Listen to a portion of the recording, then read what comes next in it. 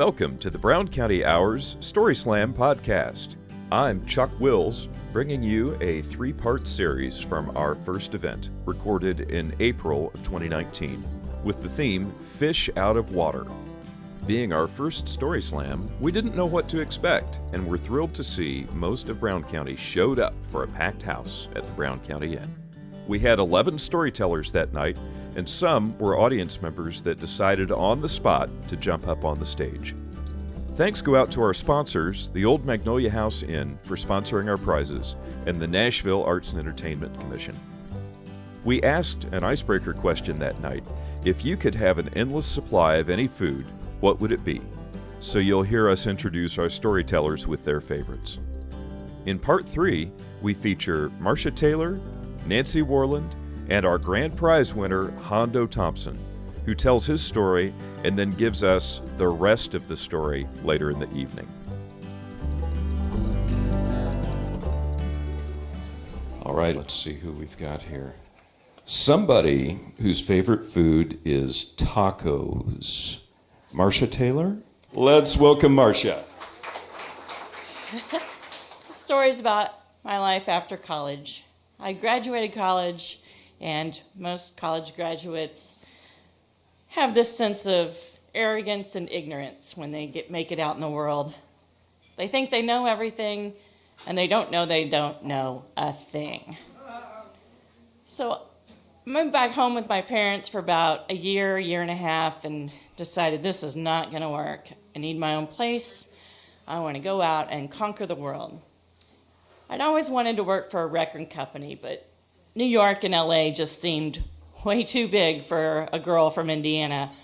So I decided I was going to move to Nashville, Tennessee, even though I really wasn't a fan of country music.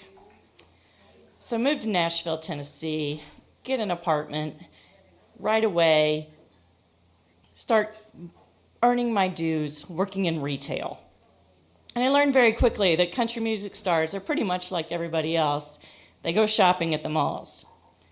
And really quickly you learn not to approach them when they're out in public in their normal everyday lives. So I'd see people, Ricky Skaggs, Conway Twitty, all of these people that I knew, even though I wasn't a country fan. So one day I'm working in the shoe store and Ricky Skaggs comes in. I know who he is. I've seen Hee Haw. So he comes up and he's picking up a pair of shoes for his wife, which is a pretty good gig if you're sending Ricky Skaggs out to get your shoes. So he comes in, I'm like, yes, sir, I have these shoes for Miss White. I'm gonna need to see some ID. So he hands me his credit card. It's not signed on the back. I'm sorry, sir, I still need to see some ID. So I look at his ID and I'm checking the picture just to make sure it's really him, and I'm treating him like I would anyone else. So he leaves the store. And again, John Hyatt was walking through the mall one day, and I have to really stop myself not to chase after him. After a few months of this, there's an opening for a record company on Music Row. Oh, I'm saved. This is what I moved here for. I get the job, and I decide after about 3 months that I do not want to work for a record company. So I'm stuck in Nashville. I love it, but I got to find something else to do. So I apply for a job at a public relations company. And I don't know how I got the job, because during the interview, the guy asked a lot of weird questions that you don't normally get. And I wasn't really sure how to answer. So I answered truthfully. Who's my favorite baseball team? The Cubs. His was the Giants. Who's my favorite band? Well, Led Zeppelin. His was the Allman Brothers. And finally, he asked what I hated about my previous job. Well, my previous job on Music Row was so glamorous that I got to pick up my boss's dry cleaning. I got to pick up his kids from school, and on Fridays, sometimes my paycheck would bounce.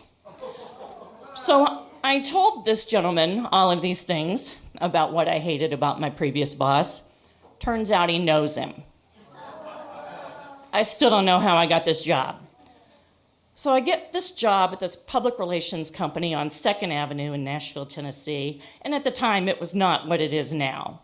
It was not a good place to be for a young girl in the middle of the city that's kind of got a little grunge to it, and they're not really sure what they're going to do.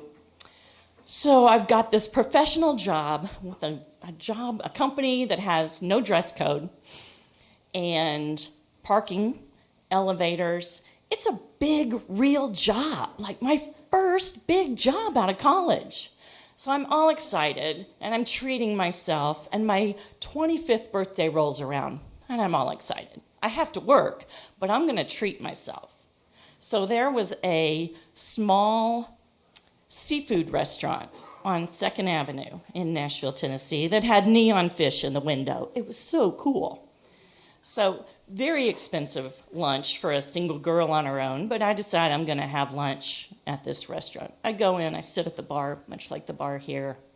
There's an empty stool next to me, but I don't really pay attention.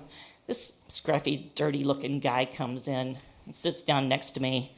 I'm trying to be sophisticated with my expensive seafood lunch.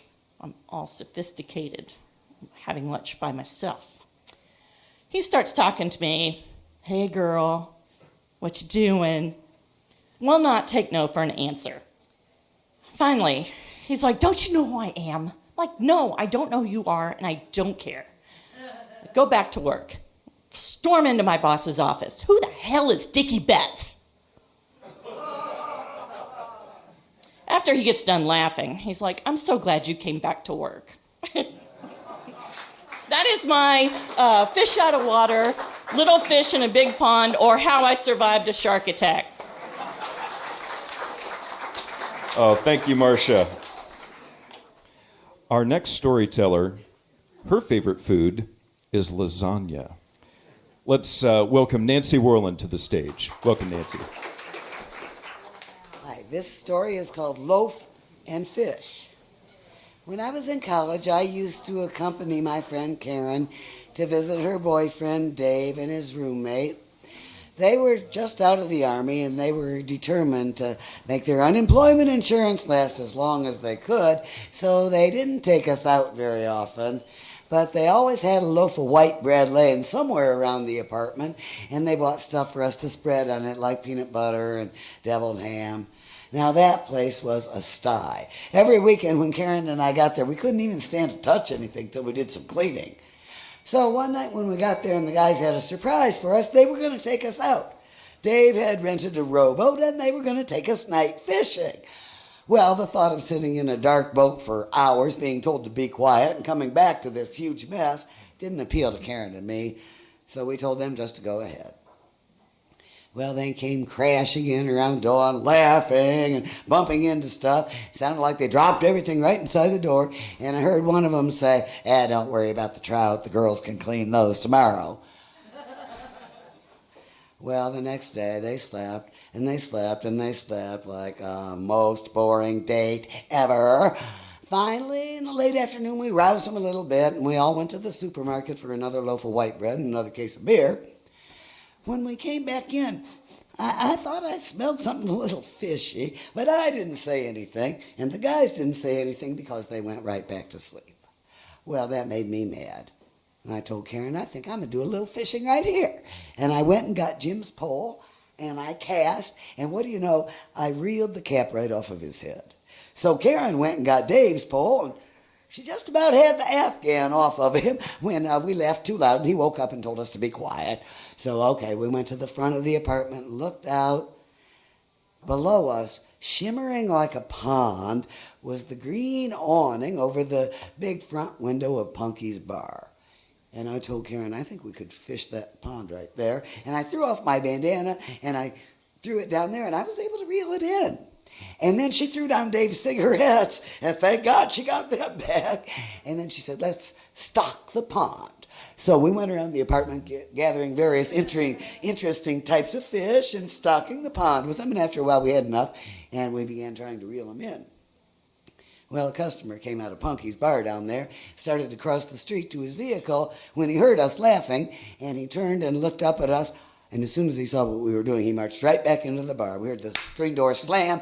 Punky himself came racing out into the middle of the street, and he looked up at the window and he shook his fist and he said, "Shut up and get in there right now or I'm calling the law." Well, I was pretty upset that he shook his fist at us. But Karen was angrier at the guy who ratted us out. She said, "Nancy, he's no better than a narc. We ought to have revenge on him." I said, "No, Karen, because we are better than a narc, right? We should forgive him. And to show that we forgive him, we should put a little midnight snack on the seat of his vehicle." Well, we looked across the street and there were 3 vehicles over there, a white VW Beetle, an old red International pickup truck, and a silvery blue Camaro. And we didn't know which one was his. So we just got bread. We can make a sandwich for each of them. But Karen said, "Well, it better be open-faced or Dave will be mad about all the missing bread." I said, "Okay, open-faced, fine. Hey, let's make a sandwich that matches their vehicle." So we found some marshmallow fluff and we made an open-faced sandwich for the guy with the white VW Bug. We found some jelly and we made a sandwich for the guy with the red truck. I looked at that Camaro.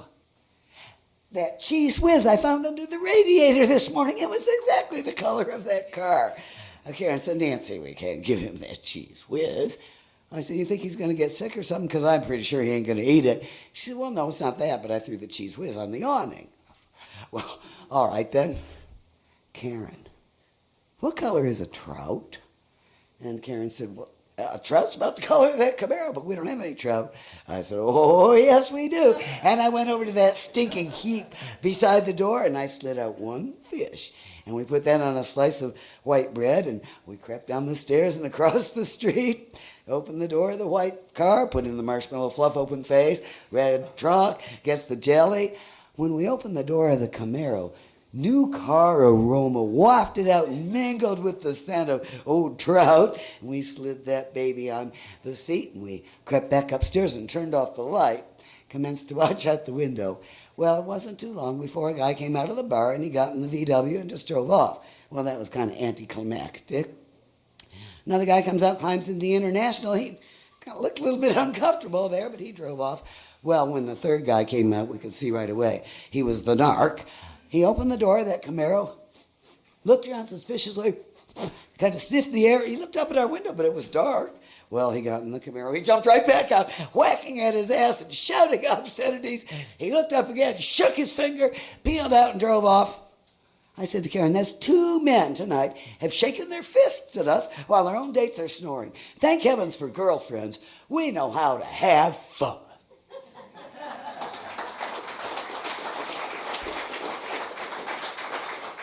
Up next is a man who loves MCL fried chicken, Hondo Thompson. Everybody welcome Hondo.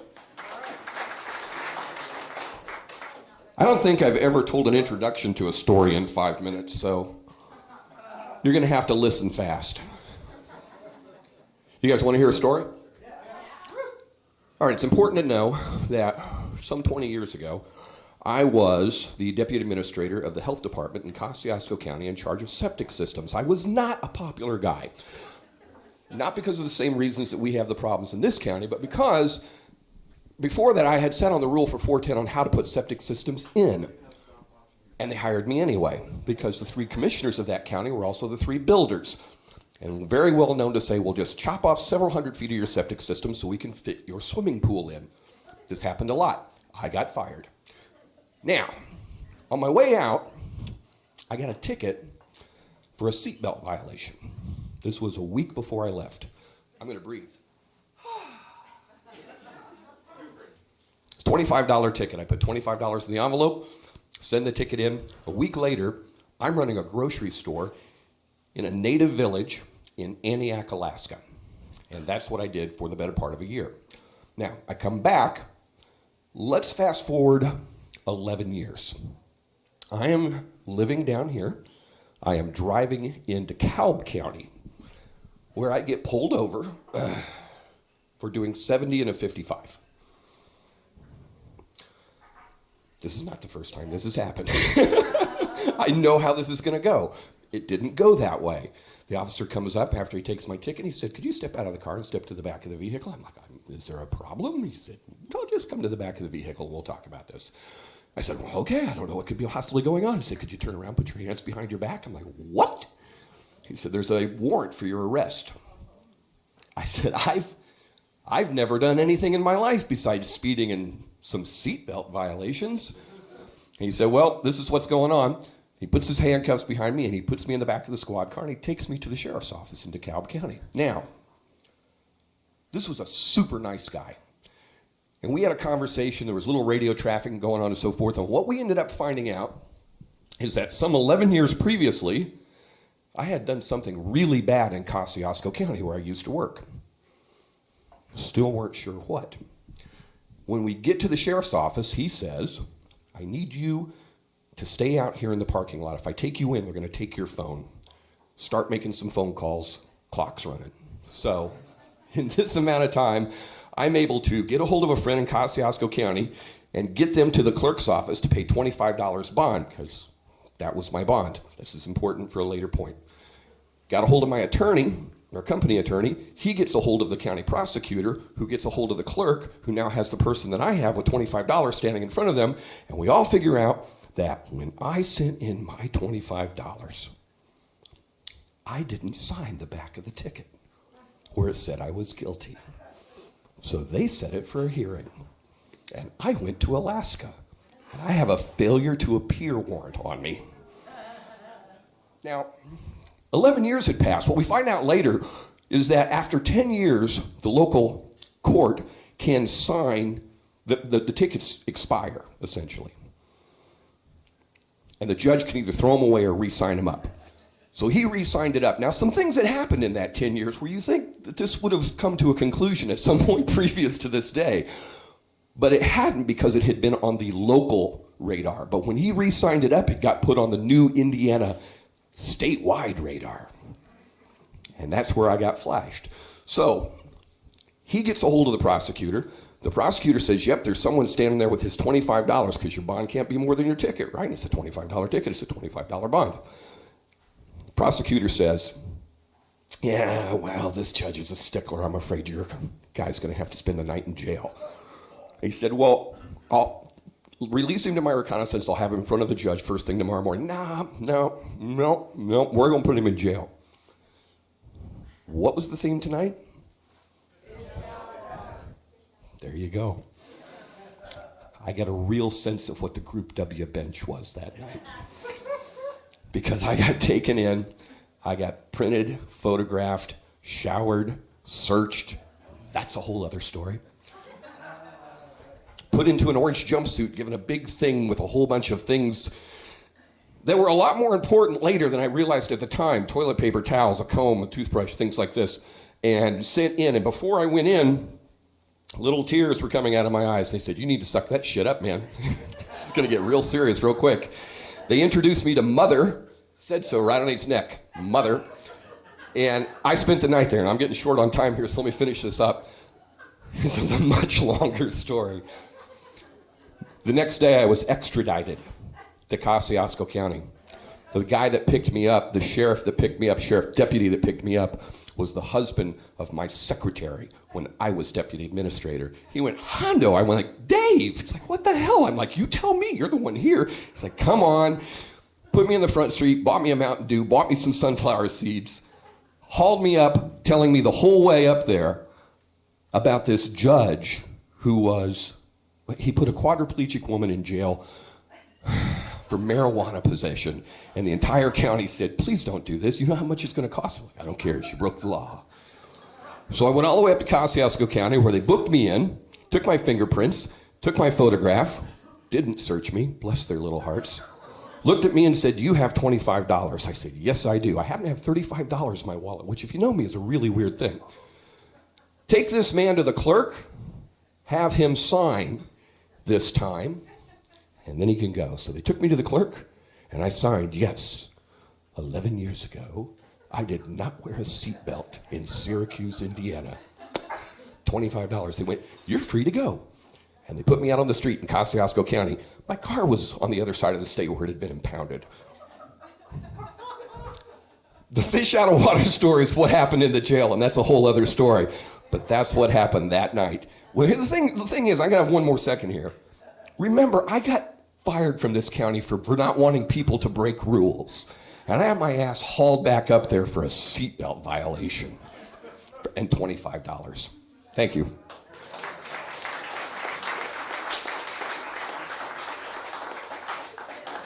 After a great evening listening to 11 storytellers, we had the impossible task of choosing winners. And after consulting with the judges, we had Nancy Worland in second place and Hondo Thompson in first place. And after the prizes were awarded, Hondo told us the rest of the story. Let's listen. Prize compliments of Nancy Crocker and Old Magnolia House Inn. And I'm telling you, scoring this was so hard. Everybody did such an amazing job. Thank you all so much. First place, come on up, Hondo.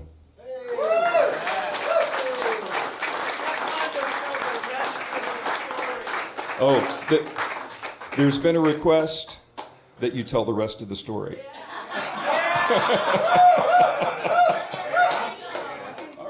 I would like to donate my winnings to the Brown County Hour. I know what it costs to keep this show on the air, and it'd be absolutely my pleasure to do that. Thanks. So are you going to tell us some more? If anyone wants to hear it, I'd be happy to. All right. Kind of fill in the gaps on this thing. To get through the whole thing, we really kind of missed the best part of the fish out of water, which was after I stopped crying and they put me inside this room and Mother made me found my space. Not only have I never been in jail, I've never really known anybody who's told a story about being in jail, so this was a completely new experience for me. Mother took me as I walked in. Again, Mother, we knew Mother because he had it tattoo right here on his neck that said Mother. And they said, find him a space. And she went, okay, I will, absolutely. And the door closed and he went, there are no bunks. You're sleeping on the corner on the floor right over there. Okay. Now, in jail, in this jail, in the DeKalb County Jail, the lights never go out. There's 3 sets of lights, and at night, one set of lights is left on, and the next night, the next set of lights is left on, and the next set is left on. That's one of the rules. The other thing is that the next day, all the floor gets mopped, and Mother told me that the next morning, because I was the new guy, I got to mop the floor. That was known immediately. Another guy came up to me with a very important thing to tell me, which was, I get your coffee in the morning. I said, okay. He goes, don't you forget. I said, okay. And every 30 minutes, this guy would come up to me and goes, don't forget, I get your coffee. Before I went to sleep that night, he came up and went, in the morning, I get your coffee. You're the most accommodating person in the whole world when something like this happens to you. You're not in a situation where you're going to argue or anything like this. If the man wants my coffee, I'm going to give him my coffee. So as the evening went on, and I've got my little bunk in the corner, we had to have the conversation, the inevitable conversation that was going to take place, which was, what are you in for? And I got to hear the stories, and I won't share them all with you. They're wide and varied, and there were people that were in there for weeks, and people that were in there for months, and there were people that were in there for over a year in the DeKalb County lockup. And I had to look at them and say, well, I'm in, right, I know, right? Group W bench time. I'm in for a seatbelt violation. And they looked at me and they went, bullshit. Nope, I'm really in for a seatbelt violation. And this group of guys who, as I went in, some of the most intimidating, I mean, you walk into this, you're walking into the lion's den, right? You think you don't have a clue what you're going to deal with. When they found out that I was in there for a 10-year-old seatbelt violation, they became the most compassionate, kind, sweet, understanding group of human beings I have ever met in my... You're full of shit. Is that real? That is the dumbest thing I've ever heard. That's blah, blah, blah, blah, blah. And then they start filling me in on the details. It's Thursday. They don't have to let me out until Monday. There was a reason for that. I don't remember what it was, but there was a reason for that. And then, how does the phone work? And they told me how the phone worked. And I started making phone calls. You cannot keep me in here till Monday. I have got to get my ass out of this jail. The next morning, the guy comes up to me and goes, don't forget, I get your coffee. And we get in line to get our trays. And Jim Lemon, are you in here? Hi, buddy. I was telling this story to Jim in the back. He goes, well, you can just get your second cup of coffee. There is no second cup of coffee in jail, Jim. There's one cup of coffee.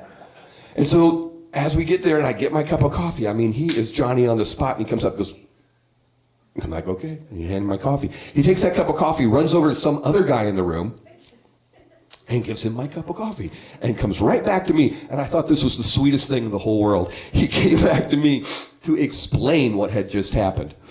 He said, now, I had made a bet with this guy over here, and I lost my cup of coffee, and I really liked my coffee, so I got your coffee so I could pay off that debt and then have my own coffee. I'm like, I am glad you're happy. There's one more thing I want to share with you. The TV was on all night. The TV's not controlled by the people in the room. The TV's controlled by the people outside the room, right? So you have an opportunity here to provide, education, solace, something to calm you down. You know what we watched all night? Sons of Anarchy.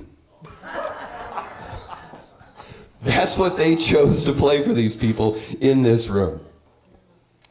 Luckily, I got called to go out, and you know the rest of the story. I ended up in northern Indiana. I will tell you this, there was a gun that followed me the whole way. I carry a handgun. They took the gun out of my truck. They put it in a little box. I took my gun up there.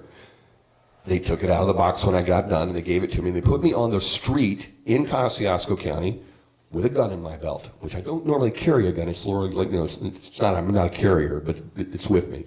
So here I am in Kosciuszko County with $10 in my pocket, a gun in my belt, and a car that is 4 hours away from me. That's how they decided to end this whole situation. I ended up getting a ride going all the way back to DeKalb County. It's really important that you hear this because the folks in DeKalb County were absolute sweethearts. Went to the guy who impounded my vehicle. And he said, I want to talk to you. He brought me in the office. He said, I heard the whole story. It's not in the impound. It's in my personal garage. You don't owe me anything. I'm sorry for what you've been through.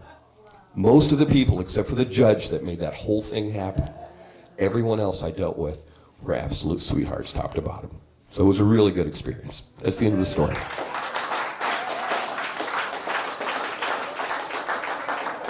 All right, thank you, everybody. We are going to do this the second Thursday of every month.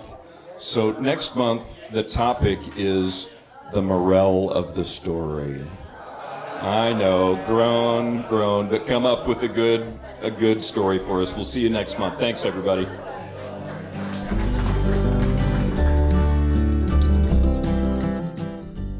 Thanks for joining us for the Brown County Hour Story Slam. You can join us for the next one at Brown County Inn on the second Thursday of every month, or anytime on our website, browncountyhour.com. You can also subscribe to all of our podcasts on iTunes and Stitcher.